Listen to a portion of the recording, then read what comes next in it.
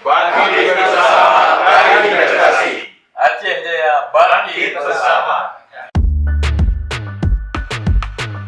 Pelaksana tugas Sekretaris Daerah Aceh, M. Nasir, menerima audiensi dari Panitia Besar Pekan Olahraga Aceh ke-15 tahun 2026 Kabupaten Aceh Jaya yang dipimpin langsung oleh Bupati Aceh Jaya, Safwandi.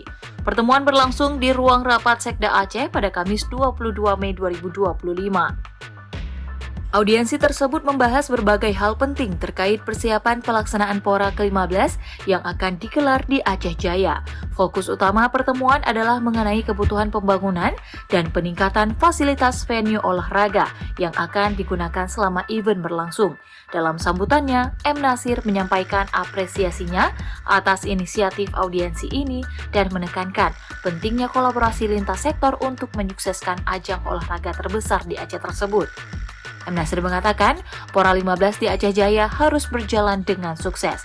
Ini merupakan ajang pembuktian bagi para atlet daerah, sekaligus menjadi momentum untuk menumbuhkan semangat sportivitas dan meraih prestasi. Selain infrastruktur, pertemuan juga menyinggung jumlah cabang olahraga yang akan dipertandingkan. Sesuai rencana, sebanyak 29 cabur akan diperlombakan pada Pora 15 tahun 2026 mendatang.